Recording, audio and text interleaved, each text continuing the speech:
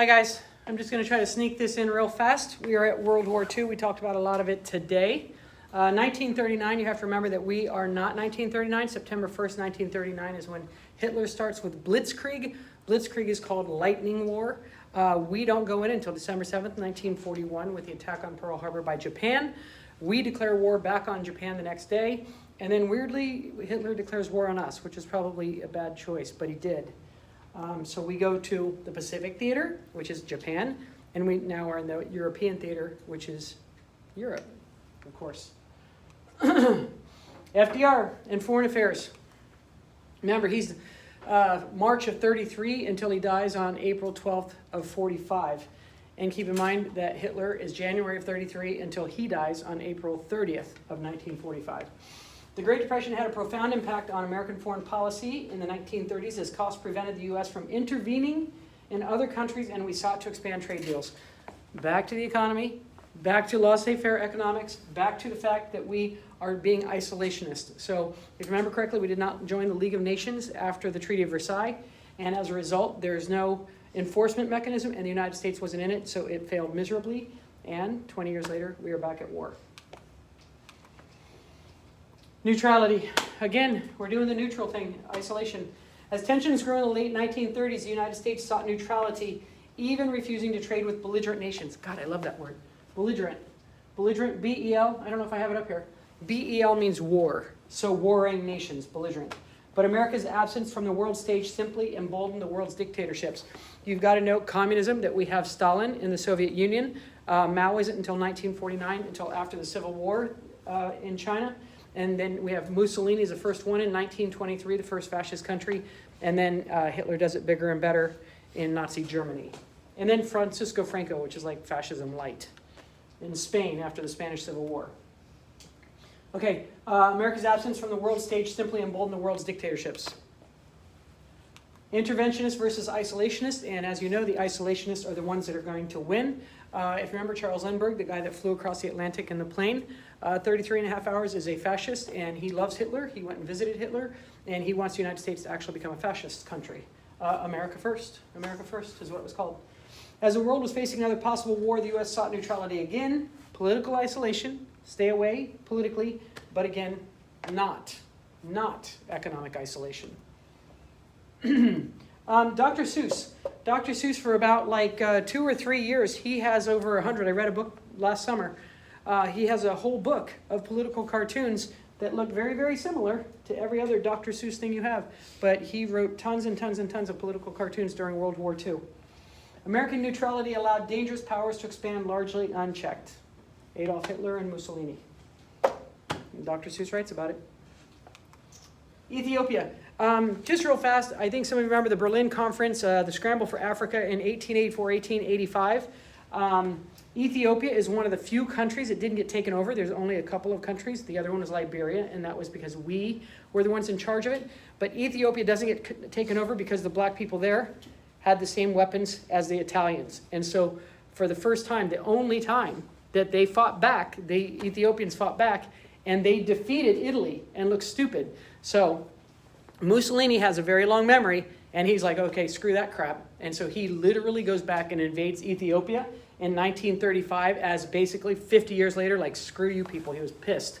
And so 50 years later, he goes in and takes over Ethiopia just because he can, because now he does have bigger guns and bigger weapons. Again, you guys know that's called social Darwinism. Those countries with the largest weapons win. In 1935, Italy conquered Ethiopia as payback for the scramble for Africa 50 years before. And the League of Nations had no effective response because, again, there was no military wing of the League of Nations, and the United States is not part of it. Okay, so 1935 to 37, we have Neutrality Acts to keep us out of war. Political isolation, but not economic isolation. Back to Dr. Seuss. And the wolf chewed up the children and spit out their bones, but those were foreign children, and it didn't really matter. So isolationists are like, we don't care. If they're not Americans, we don't care, we don't care, we don't care. Neutrality Acts. When the president proclaimed the existence of a foreign war, certain restrictions would automatically go into effect. Prohibited sales of arms to belligerent nations. That's different than World War I. Prohibited loans and credits to belligerent nations. That's different than World War I. Forbade Americans to travel on vessels of nations at war in contrast to World War I. Remember Lusitania, that there were 128 Americans that died.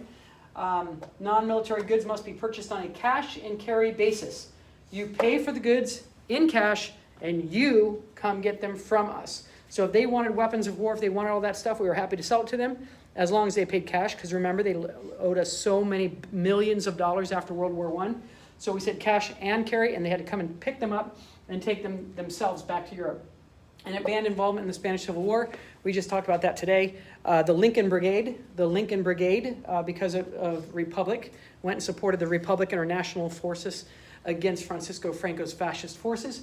Remember that the Spanish Civil War is a proving ground for the weapons of Mussolini and Hitler, and they absolutely devastate Spain, especially Guernica, that poor civilian town that gets decimated by Hitler's weapons. All civilians, just bombs the crap out of it just because he can. This limited the options of the president in a crisis. America in the 1930s declined to build up their military forces because they're like, oh, we're not going to war. Woodrow Wilson did the same thing in World War I. These acts banned Americans from sailing on vessels of a nation at war. Remember Lusitania. Save our sons, no convoys, no war, no death for American boys. Join America first. America first, I told you, Charles Lindbergh, fascism, and he likes Hitler. He loves Hitler, and so they don't want us to go to war because they agree with fascism. We had a big fascist contingent here. I was watching a video yesterday, and some guy jumped up on a stage at a fascist rally, and they beat the crap out of him. Like 20 people jumped on him and beat the crap out of him. The Neutrality Acts also banned the sale of weapons and loaning money to belligerent nations. This is Francisco Franco, fascism light in Spain. They used the war as a proving ground for their weapons and destroyed Spain's fledgling democracy because the Republicans lost. So that's 1936 to 1939, and then Spain's not really heard of. They don't really participate in World War II. This is the Lincoln Brigade. And there's Guernica. This is the famous artwork by Picasso after the bombing, the absolute devastation at Guernica. The U.S. did not help Spain, so clearly the world was not safe for democracy with the U.S. isolated. If you remember, Woodrow Wilson said he was going to make the world safe for democracy. Oops. Oops. The U.S. refused to build up its Navy until 1938, believing big navies led to big wars.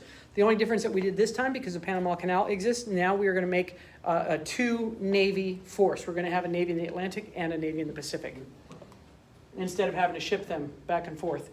And then this, God help us, look at this. This is the Rape of Nan King in 1937. This is just exactly what you think it is. These are all, this is all these people that were decapitated. They were vicious and brutal, 300,000 Chinese killed, 20,000 women raped. Remember, they were called comfort women. And some of those women they took along with them before they ultimately killed almost all of them. This is in Nanking, and that was 300,000 people in 6 weeks. Absolutely horrible. FDR refused to call in a war. He refused to go to war even after that. There were Americans there in Nanking. FDR denounced the present reign of terror and international lawlessness and asked for a quarantine of aggressors by peace-loving nations. A quarantine? Seriously? FDR denounced Japan's actions, calling for a quarantine of Japan, angering isolationists because to have a quarantine, you would have to be able to enforce it. But it's still stupid. Hitler. These are called the Nuremberg Rallies. There's Nuremberg laws, which are anti-Jew laws, Nuremberg Rallies, and then the Nuremberg trials, which happened afterwards about the Holocaust. Hitler grew bolder in Germany, introduced mandatory military service, remilitarized the Rhineland, occupied Austria, the Anschluss, and persecuted Jews. Remember the Anschluss, that everybody was happy and they were Heil Hitlering because they were pro-German. They were of Germanic descent. So they were thrilled. And this is what they're talking about appeasement. That all of these people just all bend over, basically. Yes, like that. They all just bend over. He does whatever he wants. And then Neville Chamberlain holds up that paper. We will have peace in our time. We do not have peace in our time. And this is an iconic photograph because a year later, Germany's at war. Right after he said, Germany promises we'll never be at war. And a year later, they invade Poland. Less than a year later, 11 months later. The U.S. ignored him. There it is, famous photograph. Neville Chamberlain, infamous words, I believe it is peace in our time. It's not, Neville. Silly Neville. 1938 at the Munich Conference, the Allies allowed Hitler to take the Sudetenland in Czechoslovakia. Remember, the Sudetens are Germans, so they also, just like the Anschluss in Austria, Heil Hitlered and paraded right in, and everybody was thrilled that Hitler was there. So all of those are Germanic. See, this is what I was trying to draw on the board. These are all the Germanic areas. And so all of these people and all of these people are Germanic areas, the people that want to be part of the Third Reich. They are glad to be part of Hitler. She's crying in happiness, actually. Despite his promise to end acts of aggression, 6 months later, Hitler took all of Czechoslovakia instead. That's right after appeasement, right after the policy of appeasement. And he didn't not have war forever. He invades all of Czechoslovakia. Isn't that funny? That's Iwo Jima. That's on my lectern, Iwo Jima. The United States reiterates its neutrality as the Second World War broke out in 1939 because we were being isolationist. But with the near collapse of the Allies, FDR felt compelled to prepare the nation for possible war because he knows there's no way that they're going to be able to survive. And they don't even come close. They don't even come close. Okay, the German-Soviet Pact. So the communist Soviet Union, who Hitler actually hates the Bolsheviks. He calls them all Jewish Bolsheviks, Judeo-Bolsheviks. He makes a contract with them, but he's going to stab them in the back and attack them anyway. August 23rd, 1939, the Soviet Union shocked the world by signing a non-aggression treaty with Germany. September 1st is when we go to war, when there's Blitzkrieg. Germany blitzkrieg into Poland, which is lightning war. So it's only a week later after this German-Soviet pact, because they need the Soviet Union not to get in the war against them. That's why they had this pact. Wonder how long the honeymoon will last. And it is true because, as you know, Soviet Union is going to be on our side. Germany was poised to conquer Europe without worrying about a two-front war again because of the Nazi-USSR non-aggression pact. So they are trying to have no repeat of the First World War where they had to fight a two-front war against the Soviet or against China, Russia at the time. Now it's Soviet Union, Joseph Stalin and Hitler. September 1st, Blitzkrieg against Poland, and Britain and France declared war on Germany. Poland fell fast. It was like 6 weeks. Blitzkrieg, lightning war. Planes come in and they bomb. They have jeeps and tanks and trucks that are like really fast, full of troops, and they just overwhelm them. They can't possibly go against this German military that's building up for like the past 10 years. Poland didn't have a shot. Stay out, for my sake as well as your own. Isolationism. The anti-Hitler, anti-Nazi U.S. remained neutral, but Britain and France needed American supplies, so we start to give them on a cash and carry basis. Nation will remain a neutral nation, but I cannot ask that every American remain neutral in thought as well, because we again are going to side with Britain and France just like we did in World War I. In the Great War. It was called the Great War at that time. This is cash and carry. They're making fun of it, that it's cash and carry, because theoretically in the middle of a war against Germany, Britain's going to come all the way to the U.S., pay in cash, buy weapons, and go back across the Atlantic with these weapons. It was silly. It allowed the U.S. to sell war materials on a cash and carry basis if the Allies pay cash for the weapons and come and get them. They can't do that. Oh, look, only 3,000 miles. It's dumb. Neutrality Acts. The Neutrality Act that will keep us out of any war will ensure the continuity of American commerce, will act to curb the power of the dictatorships, and will scrub floors and do the dishes in its spare time. In other words, they are bogus. They will do nothing. The British Navy. Britain controlled the seas still. Just like in the 19th century that the British Empire was the largest empire in the world, Britain still has the best navy. So they and France bought arms from the U.S., but Germany could not. So we have officially taken sides. So after we have that initial blitzkrieg with Poland, we have this phony war all throughout the entire winter of 39 and 40. There's no war, but all of these soldiers all over Europe are all out there. British soldiers, French soldiers, German soldiers, Soviet soldiers. Everybody's out there, but there's no war. Until April. In April 1940, with blitzkrieg, Hitler took Denmark and Norway, then the Netherlands and Belgium, and then swiftly after that into France. Very fast. Hitler takes over all of Europe. Very fast. Mussolini and Hitler. This is France. This is considered France. Vichy. It's called a Vichy government in France. France's fall was shocking. Now only Britain opposed Hitler in Europe. So the Nazis have now taken over all of Europe. The last person to do that was Napoleon. And then both of them, stupidly, go into Russia in the winter, and it's a very serious bad mistake for both of them. They are not successful, either of them, Napoleon or Hitler. Vichy France. Once it is occupied by the Nazis, it is called Vichy France.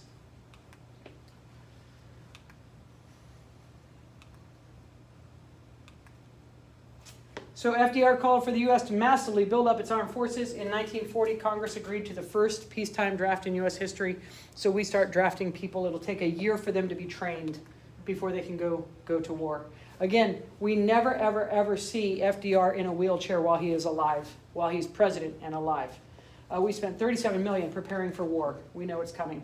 The Blitz, famously the Blitz is going to happen to London, and it's happening to the civilian populations. A lot of them go in the tube. That's their idea of the subway.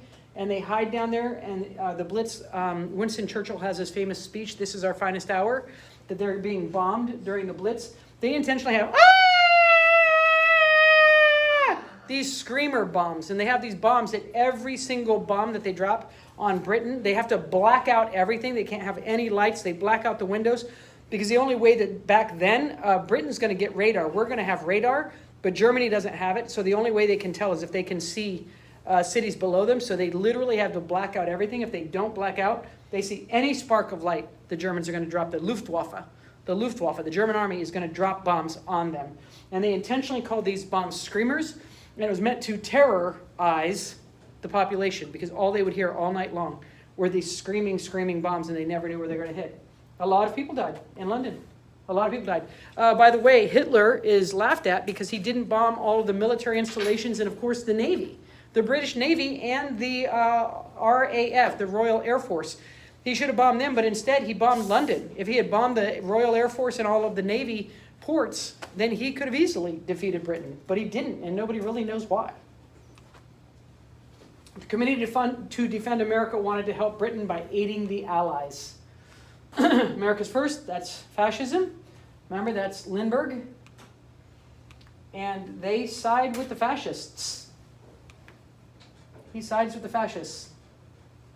The leaders of both the British and the Jewish races, for reasons which are not American, wish to involve us in the war. We cannot blame them for looking out for what they believe to be their own interests, but we also must look out for ours. We cannot allow the natural passions and prejudices of other people to lead our country to destruction. He wants us to stay out of the war because he doesn't want to fight against Hitler. September 1940, FDR gave 50 World War I era ships to Britain, destroyers, which was a controversial move, but FDR clearly prepared for war now. They were the worst destroyers anybody had ever seen. We sent them anyway.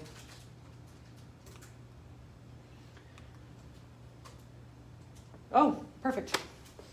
All right, talk to you tomorrow. Bye.